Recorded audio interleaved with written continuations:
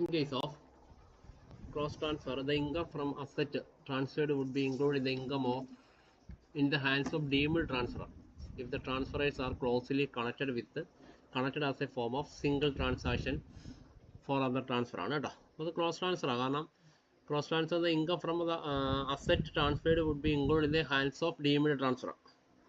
Hands of deemed transfer ഇൻകത്തിൽ ഉൾപ്പെടുത്തുകയാണ്. The transfers are closely connected as a form of single. ഇവിടെ example ഉണ്ട്. A make a gift of ₹60,000 to B. The wife of his brother B for purchase a bill and simultaneous gift by B to A, minor son of purchase share. In this case, A and B are the indirect transferor, A and B, to their minor child and spouse respectively. Okay, so the income from house property will be included in the income of B.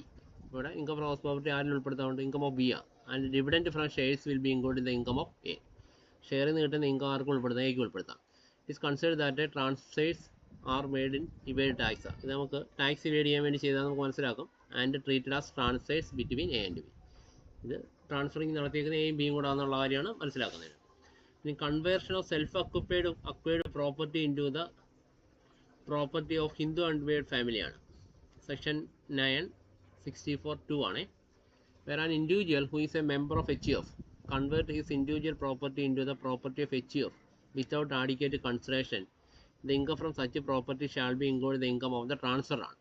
ഒരു individual member of HUF ആണ്, HUFിലെ മെമ്പറാണ്. Convert is individual property, അയാളുടെ വ്യക്തിപരമായി കൊണ്ടുവന്ന property into the property of HUF without adequate consideration. അപ്പോൾ ഇവിടെ അദ്ദേഹം സ്വന്തമായി ക്രിയേറ്റ് ചെയ്ത പ്രോപ്പർട്ടിയാണ്, പക്ഷേ അയാൾ മെമ്പറാണ് HUFിലെ.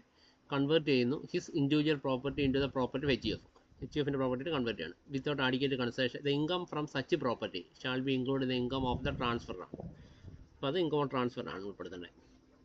Where the converted property has been partitioned, ഇവിടെ പാർട്ടീഷൻഡ് ആയിക്കഴിഞ്ഞാൽ, ഇവിടെ കൺവേർട്ടഡ് പ്രോപ്പർട്ടി പാർട്ടീഷൻ ചെയ്ത് കഴിഞ്ഞാൽ the income derived from such property to the spouse of his individual will be include in the income of the individual who convert the property. അപ്പോൾ individual ആയിട്ട് വേണം അത് convert ചെയ്തിരിക്കുന്ന ആരാണ്, വ്യക്തിപരമാണ്, അവർക്ക് ആ കൺവേർട്ട് ചെയ്തിരിക്കുന്ന ആരുടെ പേര് വേണം.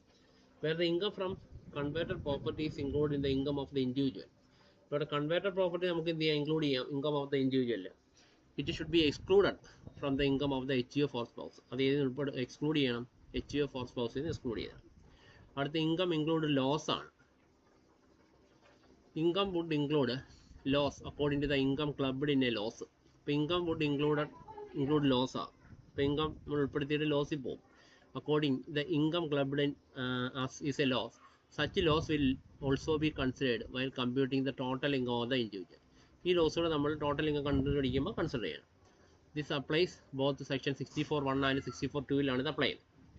Liability of a person in respect of income include in the income of another person ആണ്. Liability of person respect of income clubbed in the income of another പേഴ്സണിൻ്റെ ഇതിലേക്ക് ലയബിലിറ്റി ഉണ്ടോ എന്ന് ചോദിച്ചാൽ, the notice for payment of tax for the income clubbed will be served to the person to whom the transfer is made, that is transferee. Thus the transferee is liable to pay tax levied on the transfer ആണ്. ഇപ്പോൾ ട്രാൻസ്ഫർക്ക് levy ചെയ്തിരിക്കുന്നത് transfer ഇന്ത്യയാണ്, tax കൊടുക്കുന്ന ലെവലിലേക്ക് മാറുകയാണ് അവിടെ. ഇനി aggregation of income ആണ്. In certain cases some amount are deemed as income in the hands of the assessee, though they are actually not an income.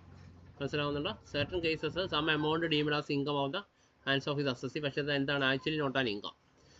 These incomes are unexplained cash credit in a book. അപ്പോൾ അത് unexplain ചെയ്യാതെ cash credit ആയിട്ട് ബുക്കിലുണ്ട് താനും. Unexplained investment not fully disclosed in the books, unexplained expenditure and amount borrowed or repaid other than account pay cheque. For the above items of assessee could not be provided satisfactory explanation as to its source of the assessing officer. Such amount will be included in the income of the assessee. This is called aggregation of income. കാരണം എവിടെ നിന്നാണ് cash വന്നത്, എങ്ങനെയാണ് ഈ amount കൊടുത്തത്, ഈ expense എങ്ങനെ meet ചെയ്ത്, ഇങ്ങനെ ചോദിച്ചിട്ട് നമ്മൾ അസസിങ് ഓഫീസറോട് പറയാൻ കഴിയുന്നില്ല. ഇത് നമ്മൾ എവിടെ ഉൾപ്പെടുത്തുന്നത്? അഗ്രഗേറ്റ് ഇൻകത്തിനകത്ത് കൊണ്ടുവന്നിട്ട് ചെയ്യുന്നൊരു കേസാണ് കേട്ടോ. അൺഡിസ്ക്ലോസ്ഡ് ഇൻകം ഉണ്ട്, അല്ലെങ്കിൽ deemed income of the previous year. In the following cases unexplained items will be treated as income of the concerned previous. Unexplained income നമുക്ക് എക്സ്പ്ലെയിൻ ചെയ്യാൻ കഴിയുന്നില്ല അസസിങ് ഓഫീസർ, നമ്മൾ എന്തായിട്ട് ട്രീറ്റ് ചെയ്തുള്ളൂ? അസസിയുടെ ഇൻകം ആയിട്ട് ട്രീറ്റ് ചെയ്യുന്ന പറയുന്നത്. ക്യാഷ് ക്രെഡിറ്റ് പറയുന്നുണ്ട് section 68 CC. where any sum is credited in the books of the assessee and the assessee offers no satisfactory explanation of its source, the sum credited may be charged as income of the previous year. അതിൻ്റെ source കാണിക്കാൻ പറ്റുന്നില്ല. Okay. Unexplained investment വരും ഇതേപോലെ, where the assessee has made a investment which are not record in the books of account. അപ്പോൾ investment നടത്തി, പക്ഷേ book of അക്കൗണ്ട്സിൽ എന്ത് ചെയ്തിട്ടില്ല, റെക്കോർഡ് ചെയ്തിട്ടില്ല. And the assessing officer assessee offers no satisfactory explanation of ഈ സോഴ്സ് ഓഫ് ഇൻവെസ്റ്റ്മെൻറ്റ്. എവിടെ നിന്നാണ് ഈ പണം ഇൻവെസ്റ്റ് ചെയ്യാനെന്ന് ചോദിക്കുന്നു, പറയാൻ കഴിയുന്നില്ല. May be charged income of the previous year. അത് നമ്മൾ ഇൻകം ഓഫ് പ്രീവിയസ് ഇയറിനകത്ത് ചാർജ് ചെയ്യും. അടുത്ത അൺഎക്സ്പ്ലെയിൻഡ് മണിയുണ്ട്, where the assessee found to be owner of any money which is not record in the books of accounts. ഇപ്പം കുറച്ച് പണം കണ്ടെടുത്തു, പക്ഷേ അതിൻ്റെ ഓണർ അസസിയാണെന്ന് മനസ്സിലാക്കുന്നു, പക്ഷേ അത് കറക്റ്റായിട്ട് ഇയാൾ അക്കൗണ്ട് ചെയ്തിട്ടില്ല, ഈ പണം അക്കൗണ്ട് വഴി വന്നതാണെന്ന്. The assessee offers no satisfactory explanation of its source, may be charged as income of the previous year. ഇതും എന്ത് ചെയ്യും, ഇൻകം ഓഫ് പ്രീവിയസ് ഇയർ കൊണ്ട് അസസിയുടെ പേര് ചാർജ് ചെയ്യണം. അടുത്ത not fully disclosed investment in the books, section 68B ആണ്. Where assessee has made an investment or found to be the owner of any valuable things and assessing officer fund that actual sum spent on this item is more than the one recorded in the books of accounts, the assessee offers no satisfactory explanation of the excess amount. ഇപ്പോൾ investment കുറച്ച് കാണിച്ചിട്ടുണ്ട്, പക്ഷേ നമ്മൾ value ചെയ്തപ്പോൾ കാണാം ആ record ചെയ്തതിനേക്കാളും കൂടുതൽ amount ആണ് ഇവിടെ ഇൻവെസ്റ്റ് ചെയ്തേക്കുന്നത്. അപ്പോൾ അസസിങ് ഓഫീസർ ചോദിക്കുക എമൗണ്ട് ഉണ്ടെന്ന് വെച്ചിട്ട് അതിന് കറക്റ്റായിട്ട് എക്സ്പ്ലനേഷൻ അസസിക്ക് കൊടുക്കാൻ കഴിയില്ല. The excess amount may be deemed as the income of the previous year. ഈ excessing amount പ്രീവിയസ് ഇയറിലെ ഡീംഡ് ഇൻകം ആയിട്ട് എന്ത് എടുത്ത് കൊടുത്തും ഇൻകം ആയിട്ട് deemed as the income of അസസിയാണ്. അസസിയുടെ ഇൻകം ആയിട്ട് ഇവിടെയും ട്രീറ്റ് ചെയ്യും. പിന്നെ അൺഎക്സ്പ്ലെയിൻഡ് എക്സ്പെൻഡിച്ചർ വരും. ഇപ്പോൾ നമുക്കിനി ചിലവുകളാണ്, ഇല്ലാത്ത ചിലവ് കയറി ചിലവ്, എന്നിട്ട് ഇൻകം കുറയ്ക്കാൻ വേണ്ടി. Where the assessee has incurred any expenditure and the assessee offers no satisfactory explanation of it source may be charge as income. ഈ എക്സ്പെൻഡിച്ചർ എവിടെയാണെന്ന് കാണിക്കുന്നു, പക്ഷേ ഇൻകത്തിൽ കുറയ്ക്കാൻ വേണ്ടിയാണല്ലോ ചെയ്യുന്നത്. The previous year such unexplained expenditure shall not be allowed to deduct out of any ones of income. ഉണ്ടോ, കാരണം നമ്മൾ ഇൻകം എല്ലാം കൊണ്ടുവന്നിട്ട് കുറച്ച് എക്സ്പെൻഡിച്ചർ എഴുതി, എന്ന് ചോദിച്ചാൽ എങ്ങനെയാണ് ഈ എക്സ്പെൻഡിച്ചർ, എന്താണ് അതിൻ്റെ ഡീറ്റെയിൽസ് പറയുമ്പോൾ ഇല്ല. അപ്പോൾ ആ എക്സ്പെൻഡിച്ചർ ഡിഡക്ഷൻ അനുവദിക്കത്തില്ല. പറഞ്ഞാൽ ഇൻകത്തിൽ നിന്ന് കുറയ്ക്കാൻ അനുവദിക്കത്തില്ല. കുറച്ച് കഴിഞ്ഞാൽ പിന്നെ അതിന് അത്രയും ഇൻകം കുറച്ച് കൊടുത്താൽ മതിയല്ലോ, ടാക്സ് കുറയുമല്ലേ, അപ്പോൾ അങ്ങനെ അനുവദിക്കത്തില്ല. അടുത്ത ഹാൻഡി ബോറോവൽസ് റീപേയ്മെൻറ്റ് സെക്ഷൻ 69D ആണ്. വേറെ an amount is borrowed on hundi or repaid otherwise than by an amount pay check, amount to borrowed or repaid shall be deemed to the income of the previous year in which transaction is taken place. The amount repaid shall be included in the amount of interest ആണ്. ചില ഷെയറിന് കാര്യങ്ങളൊക്കെ amount repay ചെയ്യുന്നില്ലേ, അപ്പോൾ അതിൻ്റെ ഉള്ള കുറേ കേസുകളാണ് ഇവിടെയും പറഞ്ഞത്. അടുത്ത set off and carry forward of losses ആണ്. Set off loss means adjustment of losses against the profit from another source head of income in the same assessment. അതാണ് ഈ സെറ്റ് ഓഫ് കൊണ്ട് ഉദ്ദേശിക്കുന്നത്. ഇപ്പോൾ സെറ്റ് ഓഫ് എന്ന് പറഞ്ഞാൽ loss adjust ചെയ്യുകയാണ് അല്ലേ, against the profit from another source. അതേ ഐറ്റത്തിലുള്ള സോഴ്സിൽ നിന്ന് എന്ത് ചെയ്യണം, നമ്മൾ ആ ലോസ് സെറ്റ് ഓഫ് ചെയ്യണം. അല്ലെങ്കിൽ head of income in the same assessment, അല്ലെങ്കിൽ അതേ ഹെഡ് ഓഫ് ഇൻകത്തിൽ അതേ അസസ്മെൻറ്റിൽ അഡ്ജസ്റ്റ് ചെയ്യുന്നതിനാണ് എന്ത് പറയുന്നത്, സെറ്റ് ഓഫ് അല്ലെങ്കിൽ ക്യാരി ഫോർവേഡ് എന്ന് ഉദ്ദേശിക്കുന്നത്. ലോസസിനെ അഡ്ജസ്റ്റ് ചെയ്യുക എന്നുള്ളതാണ്. If losses cannot be set off in the same year due to inadequacy of income. അപ്പോൾ ആ ഒരു വർഷത്തെ ലോസ് നമുക്ക് ആ വർഷം തന്നെ എന്ത് ചെയ്യാൻ പറ്റത്തില്ല, സെറ്റ് ഓഫ് ചെയ്യാൻ പറ്റുന്നില്ല. ആ വർഷം അതിനുള്ള വരുമാനം നമുക്കില്ല. then such losses are carry forward to the next assessment year to set off in the income of that year. അപ്പോൾ അടുത്ത അസസ്മെൻറ്റ് ഇയറിലേക്ക് ക്യാരി ഫോർവേഡ് ചെയ്യാം, അതേ സെയിം ഇൻകത്തിൽ നിന്ന് എന്ത് ചെയ്യാൻ പറ്റും, അഡ്ജസ്റ്റ് ചെയ്യാൻ പറ്റുന്നതാണ്.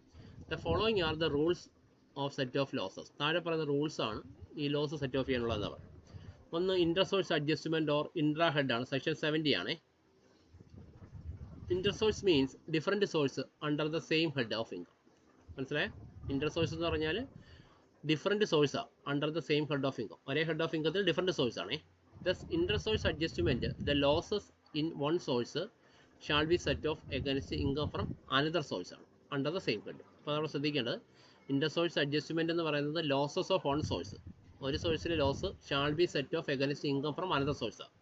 അപ്പം വേറൊരു ഇൻകത്തിൽ നിന്ന് നമുക്ക് എന്ത് ചെയ്യാൻ പറ്റും, സെറ്റ് ഓഫ് ചെയ്യാൻ പറ്റും അണ്ടർ ദ സെയിം ഹെഡ്. അതേ ഹെഡിൽ വരുന്ന വേറൊരു ഇൻകത്തിൽ നിന്ന് നമുക്ക് എന്ത് ചെയ്യാം, സെറ്റ് ഓഫ് ചെയ്യാനുള്ള. എക്സാമ്പിൾ ഉണ്ട്, loss in one business can be set off against income from another ബിസിനസ്സാണ്. ഒരു ബിസിനസ്സിലുണ്ടായ ലോസ് വേറൊരു ബിസിനസ്സിലെ ഇൻകത്തിൽ നിന്ന് സെറ്റ് ഓഫ് ചെയ്യാന്നുള്ളതാണ്. However intra source set off are not allowed in the following case. എന്നാൽ ഇൻട്രസോഴ്സ് അഡ്ജസ്റ്റ്മെൻറ്റ് താഴെ പറയുന്ന ചില കേസുകൾ അനുവദിക്കത്തില്ല. Long time capital loss can be set off only against long time capital gain and not short time capital. അപ്പോൾ long time capital loss long time capital ഗെയിനിൽ നിന്ന് മാത്രമേ അഡ്ജസ്റ്റ് ചെയ്യും, അല്ല ഷോർട്ട് ടൈം ക്യാപിറ്റൽ ഗെയിനിൽ അഡ്ജസ്റ്റ് ചെയ്യാൻ അനുവദിക്കത്തില്ല. But short time capital gain can be set off against both short time and long time. എന്നാൽ ഷോർട്ട് ടൈം ക്യാപിറ്റൽ ലോസ് രണ്ടിൽ നിന്ന് അഡ്ജസ്റ്റ് ചെയ്യാം. ഷോർട്ട് ടൈം ഗെയിനിൽ നിന്ന് അഡ്ജസ്റ്റ് ചെയ്യാം, ലോങ് ടൈം. അടുത്ത സ്പെക്കുലേഷൻ ലോസ് ഉണ്ട്. Can be set off only against the profit of another speculation business and not only other business.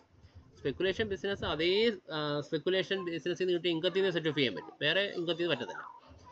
But other source other business loss ഉണ്ട്. Can be set off against profit on speculation business.